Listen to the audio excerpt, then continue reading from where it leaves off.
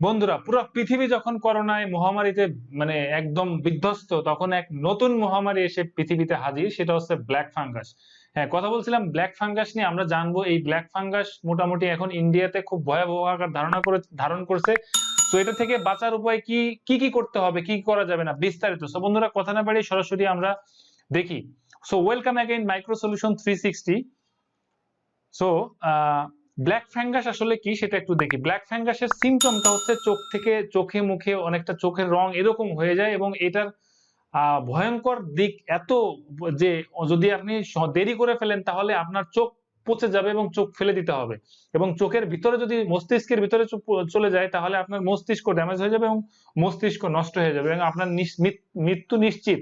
এবং কোভিডে যে মৃত্যুর হার আছে তার চেয়ে অনেক বেশি হচ্ছে ব্ল্যাক ফাঙ্গাসের মৃত্যুর হার। সো দেখেন, অলরেডি কিন্তু এই পেশেন্ট তার চোখ ফেলে দিছে, একটা সার্জারি চলতেছে দেখেন চোখ ফেলার জন্য। এটা ইন্ডিয়ার যে পরিস্থিতি সেখান থেকে অলরেডি কিন্তু নেওয়া লাইভ। তো দেখেন কি অবস্থা ব্ল্যাক ফাঙ্গাসের। সো সাবধান, কি করবেন? কোভিড থেকে সুস্থ হওয়ার পর অনেকেই আক্রান্ত হচ্ছেন মিউকোমাইকোসিস। সো অ্যাকচুয়ালি এটার বৈজ্ঞানিক নাম হচ্ছে মিউকরমাইকোসিস বা ব্ল্যাক ফাঙ্গাস। সংক্রমণের বাড়াবাড়ি জায়গায় পৌঁছাতে গেলে কেউ দৃষ্টিশক্তি হারাচ্ছেন বা কারো বাদ যাচ্ছে চোয়াল। কেন এই সংক্রমণ? এর থেকে মুক্তির উপায় বা কি? কোভিডের মোকাবেলায় হিমশিম খাচ্ছেন চিকিৎসকরা, কিন্তু কোভিড থেকে সুস্থ হওয়ার পরও কি সব বিপদ কেটে যাচ্ছে? কোভিড থেকে সেরে ওঠার বেশ কয়েকজন ব্ল্যাক ফাঙ্গাস সংক্রমণ চিন্তায় বাড়াচ্ছে চিকিৎসক মহলে। কিন্তু এই সংক্রমণের আরেক নাম মিউকরমাইকোসিস। কেন এই সংক্রমণ?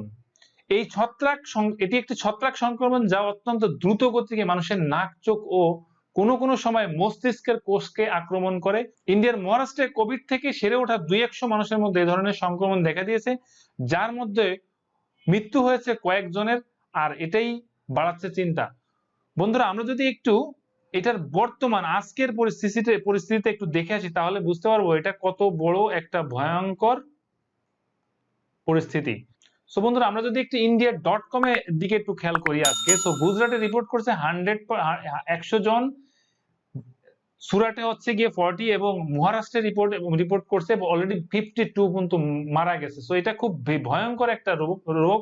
সো এটা থেকে আমাদেরকে সাবধান হতে হবে। তার আগে আমরা জেনে নিই বিস্তারিত কিভাবে ছড়াচ্ছে মিউকরমাইকোসিস। এটি বিরল সংক্রমণটি সাধারণত মাটি, গাছপালা, সার বা পচনশীল ফল ও সবজির মধ্যে যে শ্লেষ্মা থাকে তা থেকেই ছড়ায়। মানুষের দেহে সাইনাস, মস্তিষ্ক ও ফুসফুসকে ক্ষতিগ্রস্ত করতে পারে এই সংক্রমণ।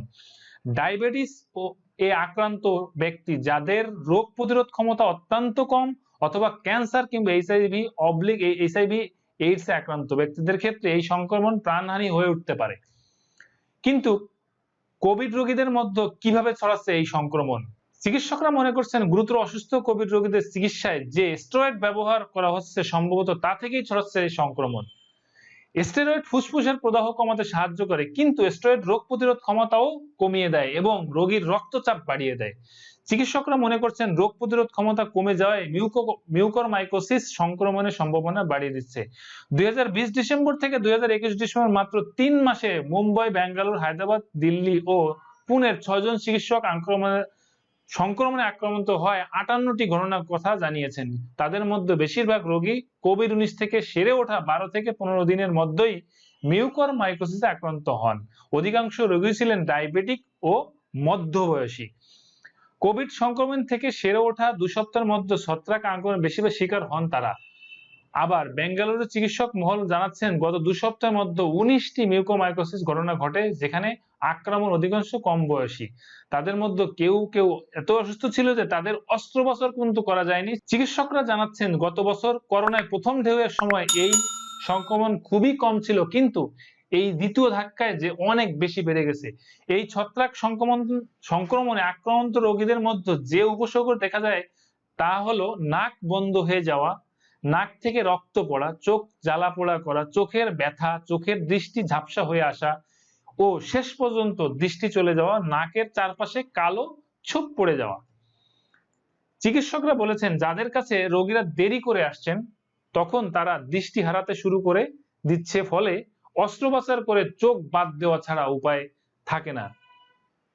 কিভাবে প্রতিরোধ করা যাবে এই সংক্রমণ? সো তিনটি উপায়ে আমরা এই জিনিসটা করতে পারি। ধুলোবালি থাকা কোনো নির্মাণ স্থলে গেলে অবশ্যই মাস্ক পরা, বাগানে মাটি সার নিয়ে ঘাটা সময় জুতো, লম্বা প্যান্ট, লম্বা হাত পাজামা পরুন, ব্যক্তিগত পরিষ্কার পরিচ্ছন্নতা নিয়মিত করুন এবং নিয়মিত অন্তত 2-3 বার গোসল করুন বা স্নান করুন।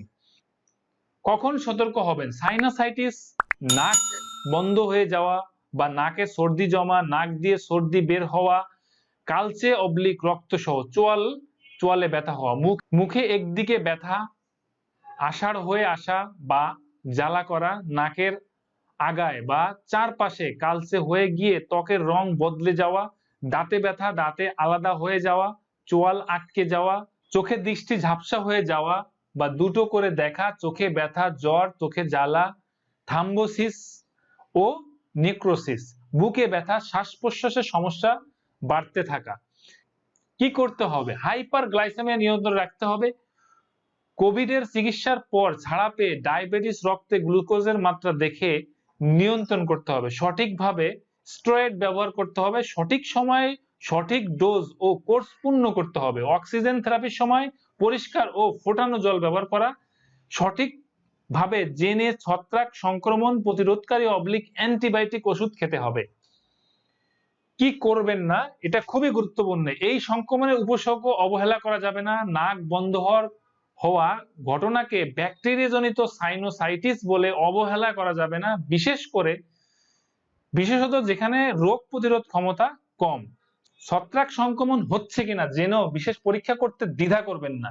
কেওএইচ স্টেইনিং ও মাইক্রোস্কোপি, কালচার, MALDITOF, মিউকরমাইকোসিসের চিকিৎসা শুরু করার ক্ষেত্রে একটু সময় নষ্ট করবেন না। এই ধরনের যখনই দেখবেন সিমটম, তৎক্ষণাৎ আপনি আপনার ডাক্তারের কাছে যোগাযোগ করার চেষ্টা করবেন দ্রুত। কিভাবে সামলাবেন?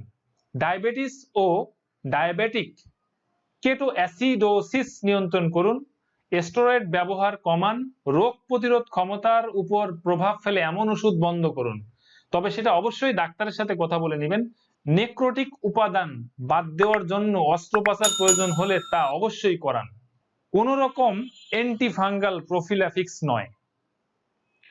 চিকিৎসার উপায়: ক্যাথিটার লাগানো, PICC লাইন, শরীরে জলের ভারসাম্য বজায় রাখা, অন্তত 4 থেকে 6 সপ্তাহ সাধারণ স্যালাইন চালু রাখা, অ্যাফোটেরিসিন বি চালু করার আগে রোগীর কিভাবে চিকিৎসা সাড়া দিচ্ছেন বুঝতে রেডিও ইমেজিং করতে হবে।